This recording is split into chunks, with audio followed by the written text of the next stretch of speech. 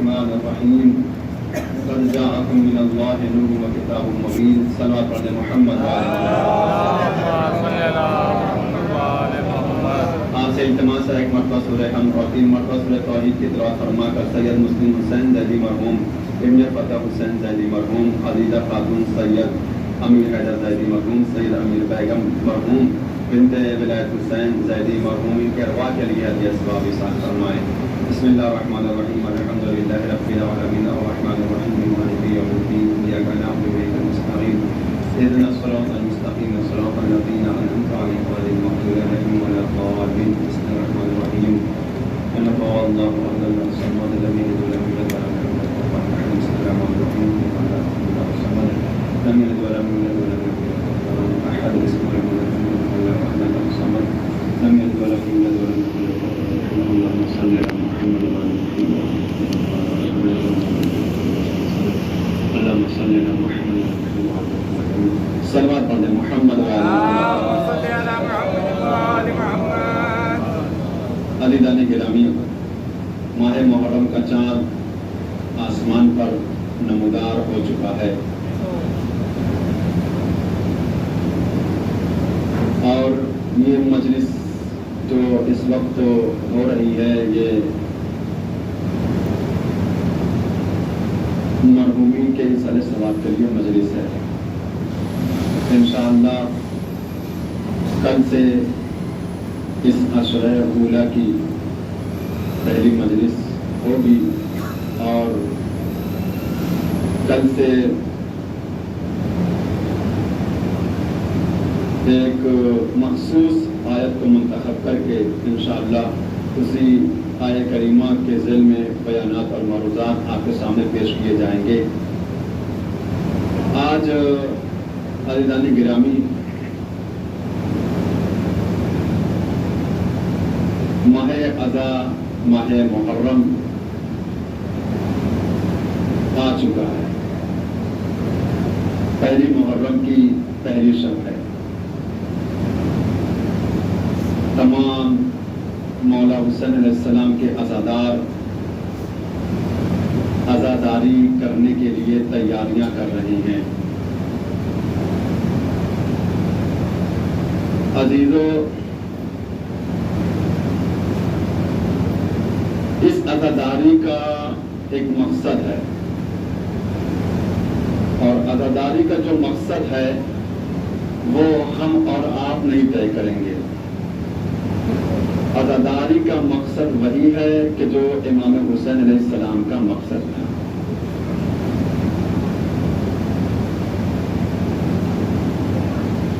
عزاداری سے ہماری زندگی وابستہ ہے،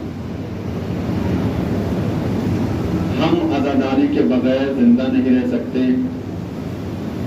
لیکن اگر کوئی صاحب یہ خیال کر لیں کہ اگر ہم نوحہ نہیں لکھیں گے تو نوحہ لکھنے والا کوئی نہیں ہوگا، اگر کوئی صاحب یہ خیال کر لیں کہ ہم نوحہ نہیں پڑھیں گے تو نوحہ پڑھنے والا کوئی نہیں ہوگا، تو یہ اس کی غلط فہمی ہے۔ عزاداری کے باقی رہنے کی ضمانت پروردگار عالم نے لی ہے اور عزاداری یہ قیامت تک باقی رہے گی۔ جیسا کہ میں نے آپ کے سامنے کہا، عزاداری کا مقصد وہی ہے جو مقصد لے کر امام حسین علیہ السلام کربلا گئے تھے، جس مقصد کے لیے امام حسین علیہ السلام نے اپنا سر کٹایا، جس مقصد کے لیے جناب علی اصغر کے گلے پہ تیر لگا، یعنی گویا امام حسین علیہ السلام نے جناب علی اصغر کو قربان کر دیا، تو اسی مقصد کے لیے یہ عزاداری جو ہے ہونی چاہیے۔ اب دیکھیے عزیزان گرامی، عزاداری کے لیے معصومین کی بڑی تاکید ہے۔ کیوں؟ اس لیے کہ عزاداری کی وجہ سے ہم زندہ ہیں۔ اگر آج شیعہ مومنین سینہ ٹھوک کے کہتے सिर्फ और सिर्फ आज़ादारी का सदका है। इमाम हुसैन अलैहिस्सलाम की आज़ादारी का सदका है। और ये जो जुलूस बरामद किए जाते हैं माह अज़ा में, माह मुहर्रम में, ये सब क्या है? इबादत है। फरीदान गिरामी, मातम करना, नौहा पढ़ना, मजलिस पढ़ना, मजलिस में आकर फर्श अदा पे बैठना, बैठकर मौला का जिक्र सुनना, आंसू बहाना, गिरिया करना, अल्लाह गिरामी, ये सब बहुत बड़ी इबादत है। जिस तरह नमाज इबादत है, उसी तरह अज़ादारी इबादत है। जिस तरह रोजा और हज ये सब इबादत हैं, उसी तरह फर्श अदा पर बैठकर जिक्र इमाम हुसैन अलैहिस्सलाम सुनना इबादत है। लिहाजा अज़ादारी को बड़ी संजीदगी से लीजिए और इस माह मुहर्रम में अपने आप को इस तरह से तैयार कीजिए कि वो सारी बुराइयां कि जो मुहर्रम से पहले हुआ करती थी, माह अज़ा में मजलिसों को सुनने के बाद वो सब खत्म हो जानी चाहिए। यही अज़ादारी का मकसद है।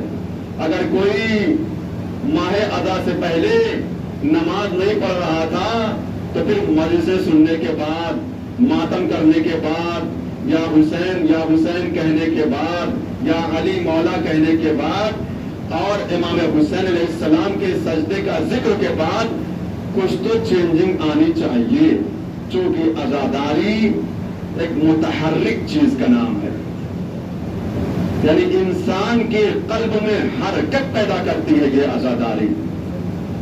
और देखिए, अज़ादारी के अंदर मुकाबला आराई नहीं सही है, यानी मुकाबला हम करने लगे, उनका नौहा बड़ा अच्छा है और उनका नौहा अच्छा नहीं है, तुमने बहुत अच्छा पढ़ा, उनकी आवाज नहीं अच्छी है, मौलाना ने, इस वाले मौलाना ने बड़ी अच्छी मस्जिद पढ़ी और इस मौलाना ने मस्जिद अच्छी नहीं पढ़ी।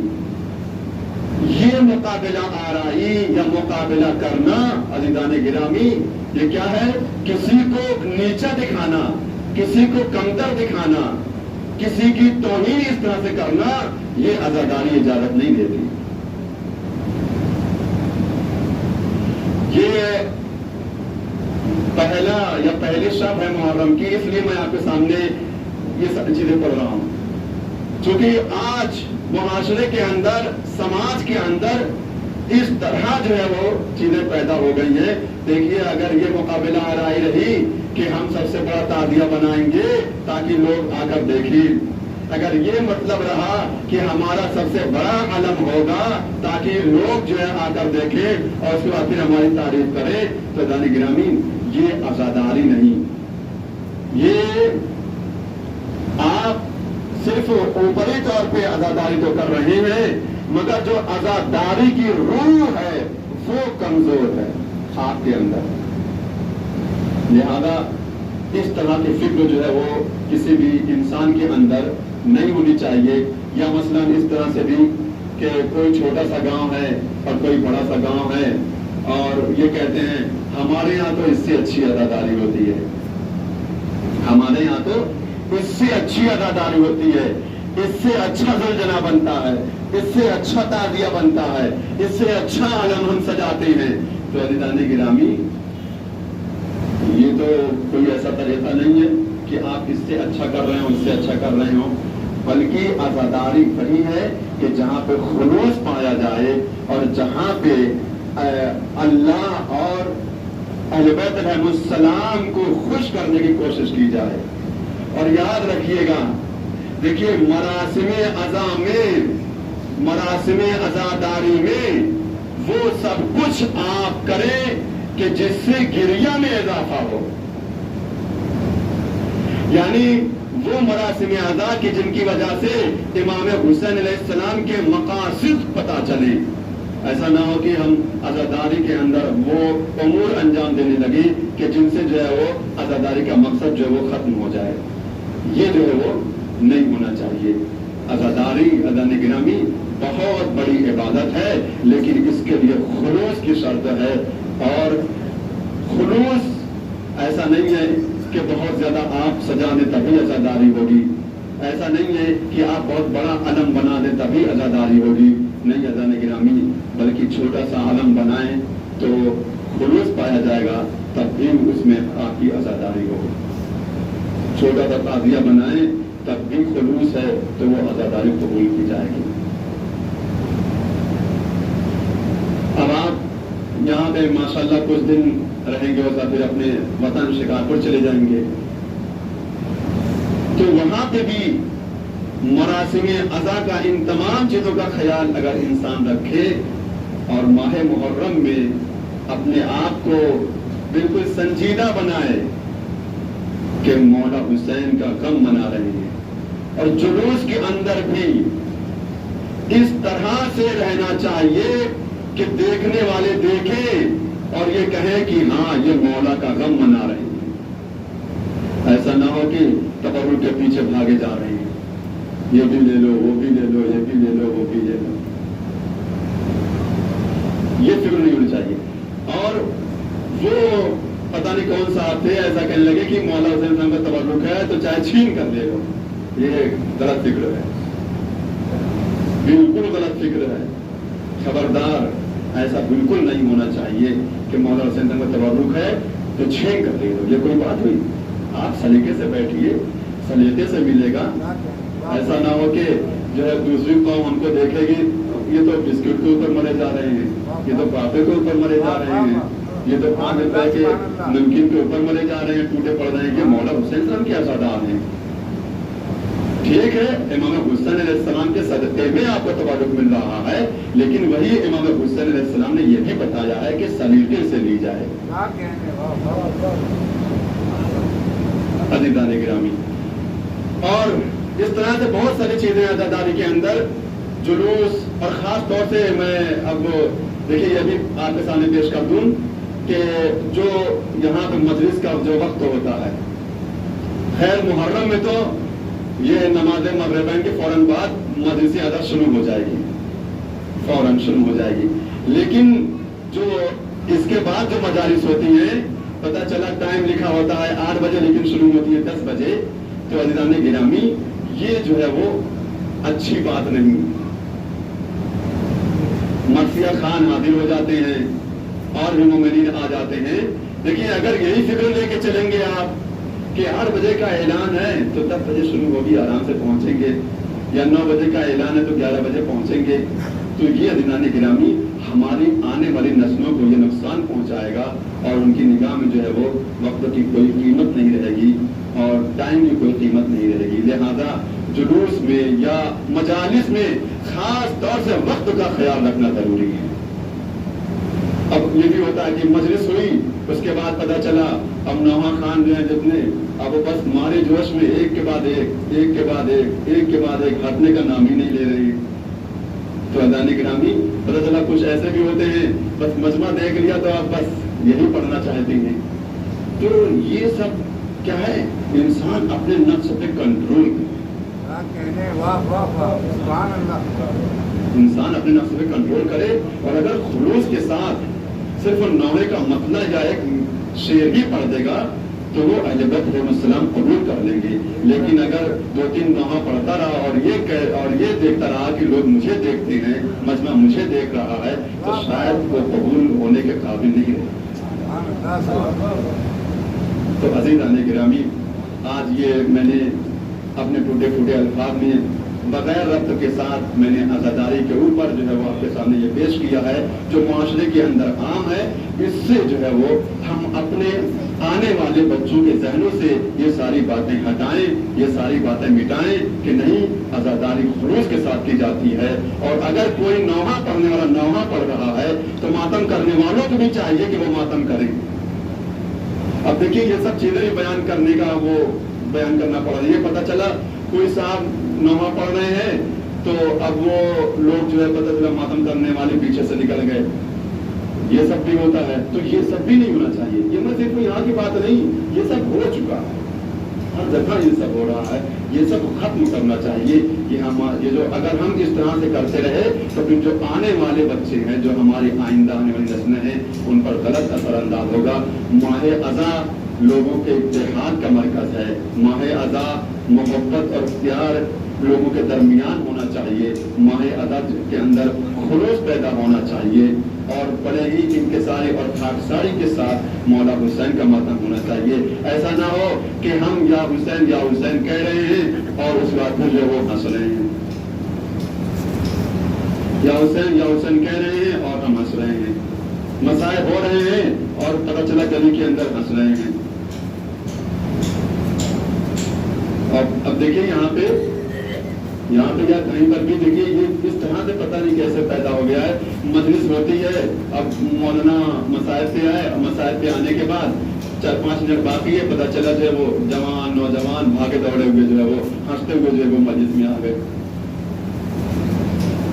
عزیزان گرامی, یہ سب روکنے کی ضرورت ہے اور اس کو ختم کرنے کی ضرورت ہے. اور اس سال دیکھیے میرے کوشش تو ہو کہ یہ سب نہیں ہونا چاہیے کہ اگر مجلس ہو رہی ہے تو مجلس کو دلچسپی سے سنے, اور اگر کسی صاحب کو نہیں سننا ہے کسی صاحب کو نہیں سننا ہے, ان کی طبیعت خراب ہے, تو پھر جائیں اپنے گھر پہ آرام کریں.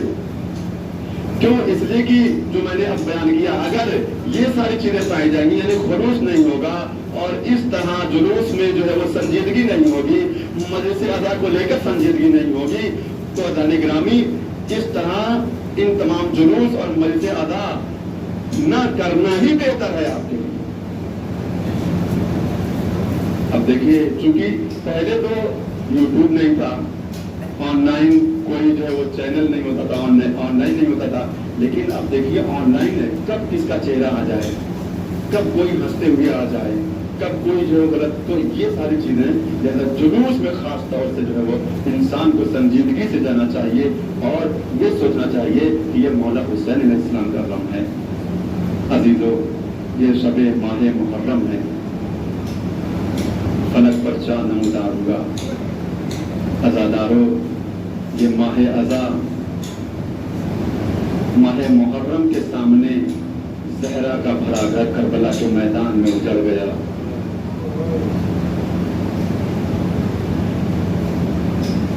امام سے روایت ہے کہ امام نے فرمایا, امام کے صحابی شبیب یہاں پر بھی کیلنڈر لگا ہوا تھا تنظیم مکاتب کی طرف سے, کہ اگر رونا ہے تم کو تو پھر حسین کے رونا چاہیے. عزادارو, یہ جو آنسو آپ کی آنکھوں سے نکلیں گے تو آپ کے گناہ معاف کر دیے جائیں گے. یہ سب معصوم کی حدیث ہے.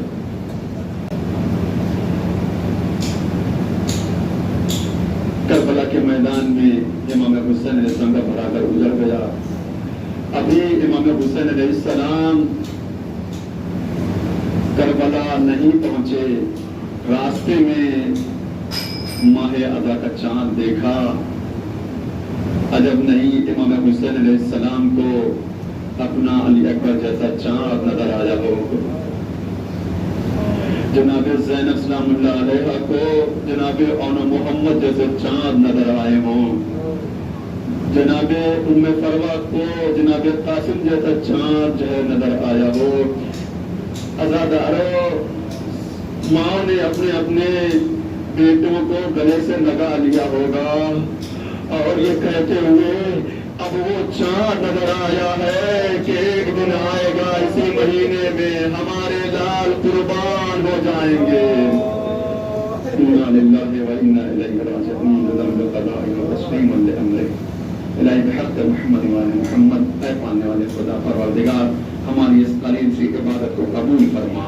پروردگار اہل بیت علیہ السلام کو طفیل میں ہمارے تمام گناہان کبیرہ و صغیرہ کو معاف فرما.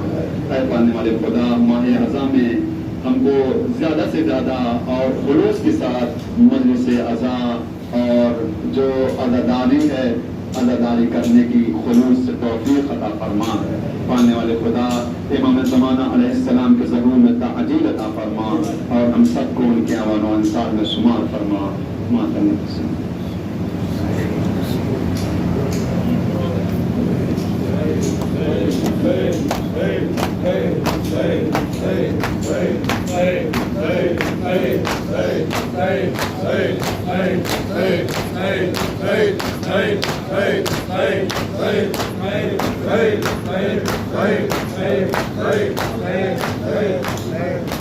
السلام عليك يا ابا عبد الله، السلام عليك يا ابن رسول الله، السلام عليك وعلى جدك وابي، السلام عليك وعلى امك واخيك، السلام عليكم ورحمه الله وبركاته، السلام عليك مولاي يا غريب الغرباء، السلام عليك يا معين الضعفاء والفقراء، السلام عليك يا شر الشرور، السلام عليك يا انيس النفوس، السلام عليك يا سلطان